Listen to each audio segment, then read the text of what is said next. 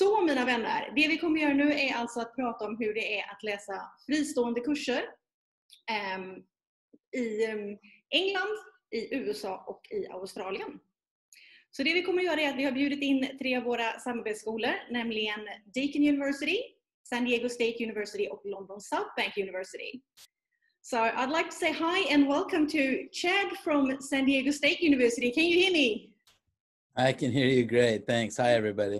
Thank you. And we also got Ursula from Deakin University. Can you hear us? Yes, I can. Hello. Excellent. Great to be here. How are you? Good, thank you. And then we've got Sophie from London South Bank University. Hello. Hi, everyone. Perfect.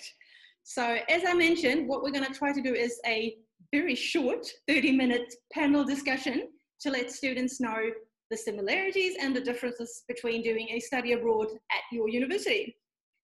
So I got a few questions that I would like to ask you, but first of all, how about just a really short presentation about where in the world you are, and yeah, just a few very basic things about your university. Would you like to start, Sophie? Yes, definitely. So yeah, my name's Sophie. I'm the Senior Study Abroad Officer at London South Bank University, and I work in the international team.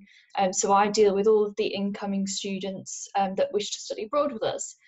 So we are based in the very heart of London, Elephant and Castle. You may have heard of it. Few minutes away from the London Eye, few of the attractions in London. So it's very, very central and quite a good location for the study abroad students because it's quite easy to access the areas nearby.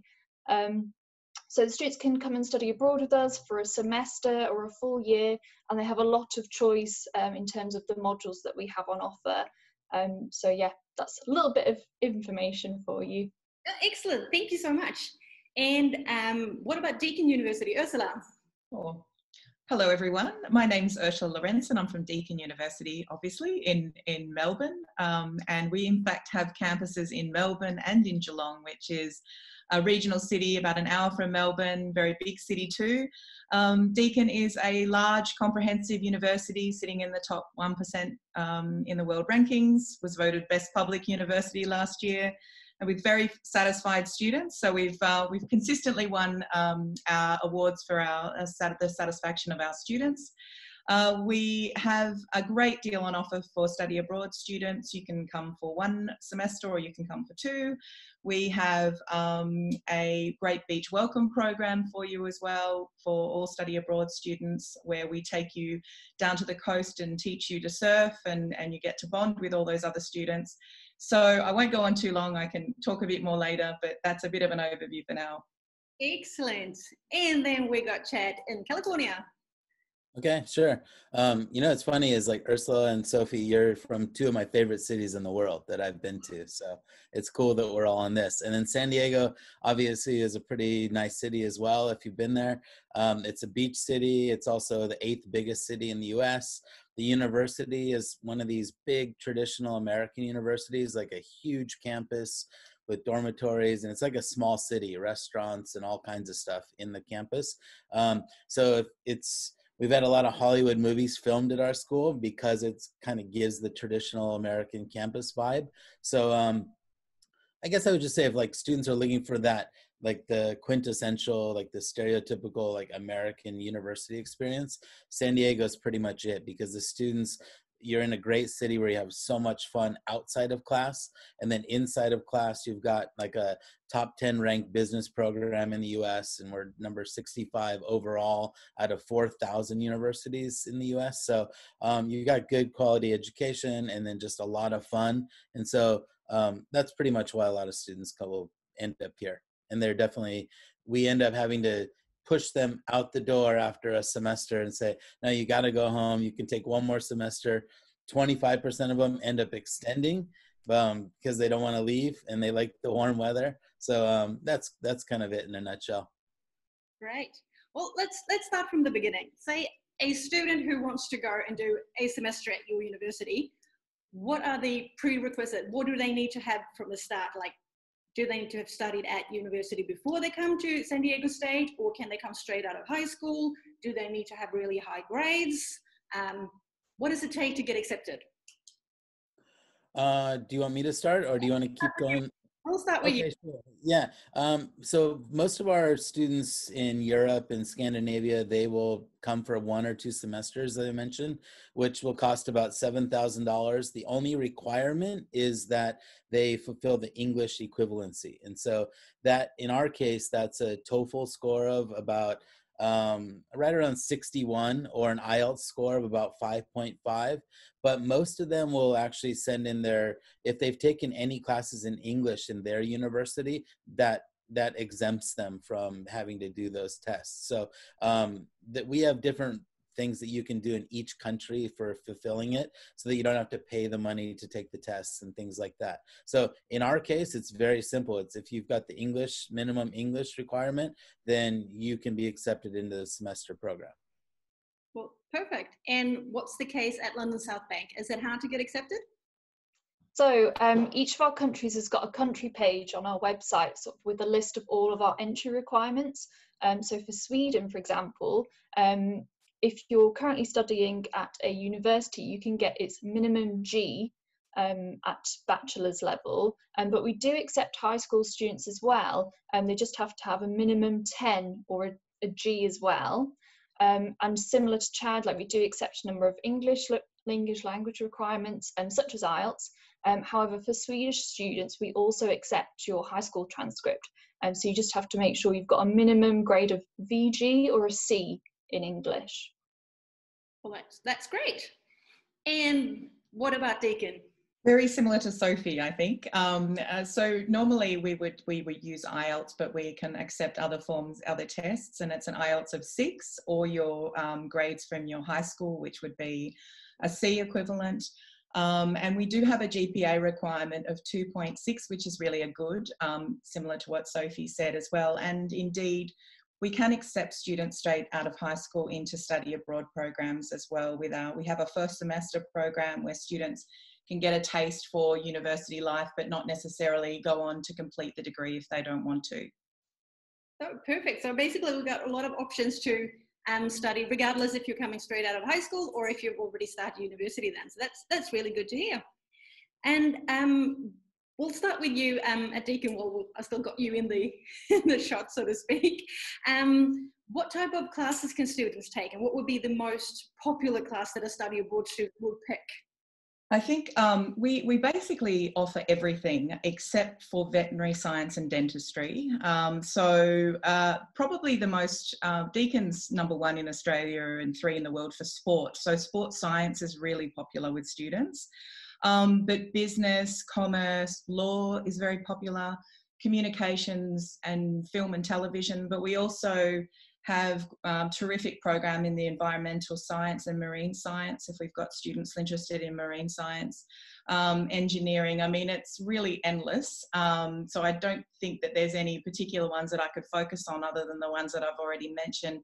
But also education and nursing are popular too. So it's we have these module lists online where they're pre-approved, so students don't have to get faculty approval to actually take those ones. So students perhaps coming out of high school might like to look at those options, or students doing their first or second year of university in Sweden might want to just elect those because they're ones that are already approved by the faculty, and that will speed up the application process and everything for them. So really it's kind of endless in terms of what they can do. Great. So do they take the same or several courses at the same time, or is it one after another? Several courses at the same time, and they can do a minimum of 3 courses over a semester, or they can do 4 courses over a semester. So, and obviously the price is different too for students wanting to do 3 courses instead of 4. So that's something to factor in mind as well. Mm-hmm. Good. And what about London South Bank? How does it work there? What would be the most popular topics or the most popular courses to choose? Yeah, so as well, we sort of have a wide variety of modules on offer. We've got architecture, engineering, criminology, journalism, quite a few areas. But I think definitely for Swedish students, they tend to go for our business program within the School of Business. So you've got your accounting and finance, marketing, enterprise. It's quite a few areas for students to select. As well, our modules will offer from sort of first year module to a final year module. In our module directory, we've got lots of modules to choose from. They do vary in levels and have been approved by all of our schools. So we hope that there are a few options available for the students. And as well, the students are actually integrated into the programme, so they are studying alongside our students at LSBU. Okay, so is the setup similar there, that you're doing several courses at once, or are there one subject at a time? So it would be combined, yeah, so all at the same time. Great, great. And finally, Chad in San Diego, how does it work there? Everything they just said. Isn't it fun going last when everybody steals your thunder? You'll be first for the next round of questions, promise.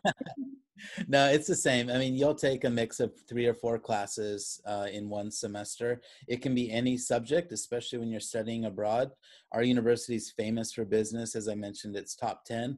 But students will like to take, because it's their semester abroad, believe it or not, and I'm not joking, we have a surfing class where it's introduction to surfing, where the instructor meets you on the beach with a surfboard and there's the full class there, and you get credit for it. So a lot of our Scandinavian European students, they do it because it's when in Rome, and they just want to experience it, and they end up loving it. And so just to give you an example, we have over 3,000 classes every semester. It's a big school that they can choose from.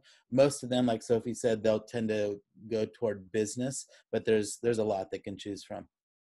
Wow, I love the fact that you can get university credits in surfing. That's excellent. Yeah, and that's worth mentioning, that all these universities, you can collect credits or gain credits and bring back to Sweden and use that towards your degree here in Sweden. I think that's the same for all 3, right? Definitely, and it's a really easy process, I'm sure, for all 3 schools. You request an official transcript, and then those get transferred directly to your school. That's perfect. I'm getting nods all around. That's good. That's good. And yeah, while we're on the topic of quite practical things such as credits and things like that, we have to mention the finance section of the application process. How much does it cost? And can you work alongside your studies if you're in America or in San Diego? Definitely. So in our case, we don't offer international student scholarships, which is quite common for American universities, but we have over 2,000 students working on campus. So I mentioned the tuition earlier. In our case, it's $7,000 per semester for the tuition. If you work a part-time job, which is 20 hours a week, it's fun, easy jobs like a bookstore or in a dormitory at the front desk, where you're kind of meeting students and you're kind of interacting. So it's kind of your kind of multitasking, where you're making friends and getting paid. That will pay you over $1,000 a month. And so over the course of 5 or 6 months, that definitely adds up. So that helps pay for, quite honestly, like your housing and your food. That's great. But you're only allowed to work on campus, right? Because on a student visa in the States, you can't work off campus. Is that right? You got it. Perfect. Oh, just so we get everything straight. So that's good. Yeah. To know. And what about in London at London South Bank? How much would it cost me to do a semester abroad at London South Bank? And can I have a job at the side of my studies? Yeah, so our tuition fees for next year, for 21-22, will be £6,300. However, as you may know, due to Brexit, and we're having visa changes as well, that has impacted visas for European students. So unfortunately, you wouldn't be able to be working if you are studying with us for under 6 months. However, if you were here for a year, you would be eligible to work alongside your studies. Great. And what's the case in Australia? The case is that for 3 courses, it's around 6,500 Australian dollars. And for 4 courses, you're up at about 9,100. And that's with a 15% bursary for Swedish students. You can work for 20 hours a week while you're on a student visa.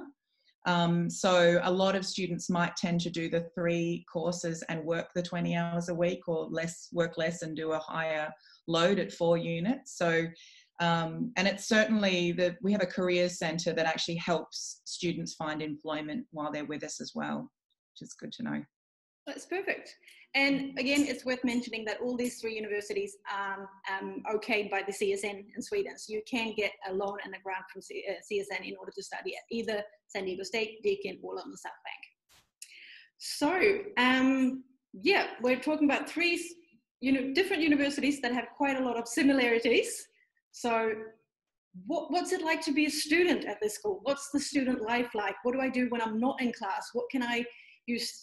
What do I do in my spare time? Are there any societies, sports team? Yeah, student life in general. Let me hear it. Well, we'll start with London South Bank this time. Sure. So at the moment, our Academy of Sport have been really lively this year, actually, even with the impact of COVID. So they've been held Halloween ghost walks, for example. I know at the moment they're doing a lot of virtual exercise sessions each week. So yeah, you can keep on top of your exercise whilst you're studying. But we also have a number of societies that students can join. We've got animal therapy as one of them, cheerleading, esports. So yeah, there's plenty to choose from. And if you can't find one that you like, you can even set up your own as well. So that's quite handy if you're there for a semester. But as well, we've got student enterprise, and especially for those students that are interested in doing business modules, it's really useful for them to be able to develop their professional skills. So we've got lots of activities, events, and programs on offer, and we've got a dedicated team to help. So if the student, for example, is looking at becoming an entrepreneur, they want to develop employability skills, or even just enhancing their CV, there's plenty of support and opportunities available for them. Well, great. And what about in Melbourne, at Deakin? Well, we have a Deakin University Student Association with around 100 clubs. So there's a lot on offer for students across sport, art, politics, whatever you're kind of into. There's some very strange clubs as well, meant in a good way, of course.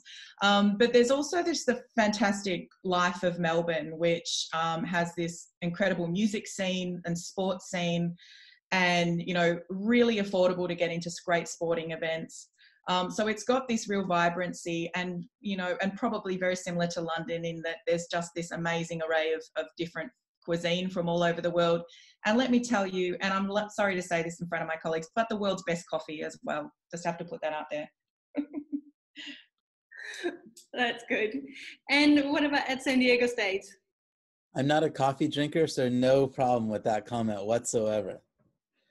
You know, at San Diego State, I was just pulling up my phone to see, and actually I'll show you if you can see it. Right now it's 73 degrees here, so that's about 23 degrees Celsius. So our biggest problem, and this is, you know, almost December, so our biggest problem is getting students to go to class. So that's the issue. And I'm not even joking, like, because a lot of them will come from these countries where attendance is not required. And so they just think they can just sit on the beach and go hiking and do all the fun things in San Diego and pass the class, but you can't, right? And so we always tell them, like, you have to go to class. And then once they end up going, their classes are really dynamic, and they're interactive, and it's different from what they do in their country. So they end up really loving it. But outside of class, there's over 350 student clubs. We do not have animal therapy, Sophie, so that is pretty dang cool in my book. But we have everything you can imagine. We also have intramural sports teams, they're called, where it's just students playing against students, like beginner, intermediate, advanced.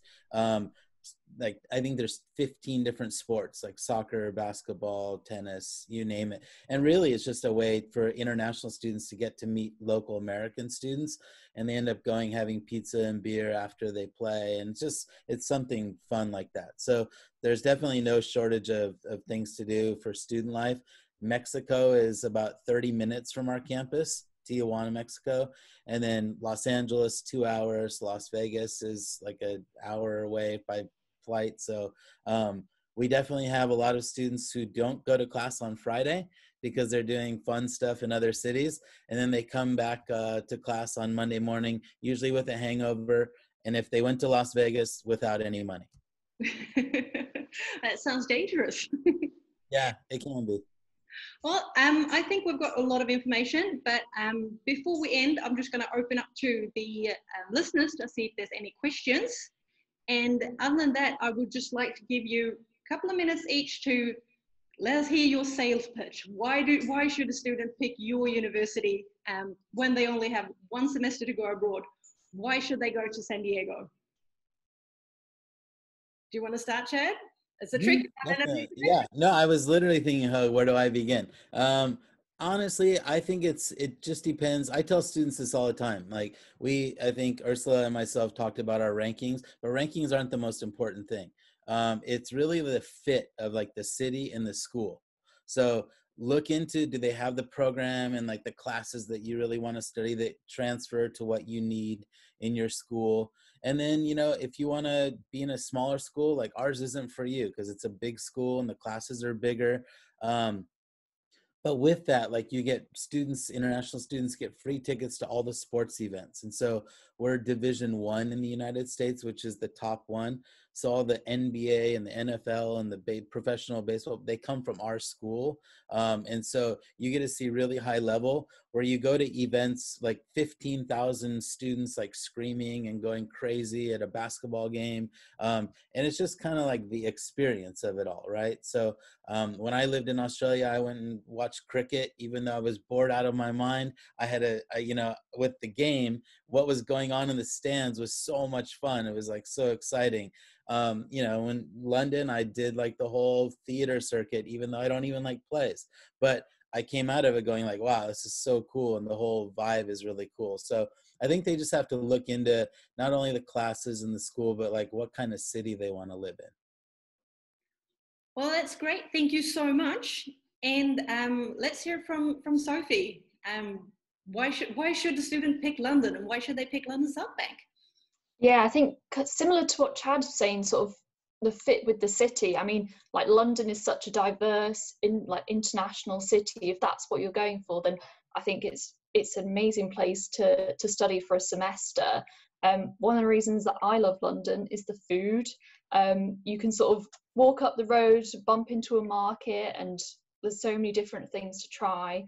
I know there's 5-minute walk away from campus. You've got Borough Market. It's the largest, one of the oldest food markets in London. So that's kind of why I like to be living in London. But yeah, there's so many things to be doing whilst you're here. You can go to classes in the morning and then go to a museum in the afternoon. Most of our museums are free as well, so it's always good. You can always pop in when you want to. And as well, sort of, we've got really great sort of transport links. So if you've got your weekends free or you've got your Friday off, you can obviously explore like the rest of the UK. You can hop to Europe as well. It's not too far. So yeah, I think it's a great international hub. Well, great. Thank you so much. And finally, what's the main reason why I should pick Deakin in Australia? Well, first of all, I have to agree with Chad that I find cricket really boring too. But there are lots of other fantastic Australian sports like Australian rules football, but we won't get into that right now. Look, I think that exactly what the others have said. However, I also think that in our situation, we are obviously so far away and from Europe, and we have Melbourne is this fantastic multicultural city that has, as I said, this vibrancy and festivals all the time, and you know, music and sport and all kinds of things. But also, it is so close to amazing nature as well. So you've got this amazing access to the Great Ocean Road and temperate rainforest. So you can kind of you can have the week in the city and have your weekends away, and easily, you know, with great transport options for that as well. In terms of the university, as I said, you know, it's great to talk about rankings, but really when it comes down to it, we look after our students. And I think that's been really clear through all the work and the rankings that have been done around student satisfaction. And I think student satisfaction is actually more important than the rankings themselves. And so I think coming to us, you have a great, you know, well-supported, you know, friendly environment where you'll meet people from all over the world, and you know, obviously a great deal of Australians at the same time, are pretty good people, if I might say so myself. So yeah, I think that kind of covers things. Well, thank you so much. Do we have any questions from any of the participants? Är det någonting ni funderar över som ni vill fråga antingen mig eller någon av universiteten som är med, så är det jättebra att skriva i chatten. And if there's no questions, I'm waiting to see if anything pops up in the chat. No, in that case, I would like to say thank you so much to all three of you. Really appreciate you taking time to have a talk to us. And I will follow up with the students who've been attending this webinar to see if they need some more information, and I might well get back to you to put up a one-on-one meeting if that's the case. And otherwise, thank you so much for being here tonight. Thank you so much. Bye, everybody. You. Good night. Good night, bye. Bye. Då får jag passa på att tacka allihopa för att ni har varit med oss här idag. Vi hade en punkt till på listan som vi tyvärr har fått ställa in på grund av sjukdom. Skulle ha varit James Cook University som skulle ha gett en liten lektion här på kvällen också.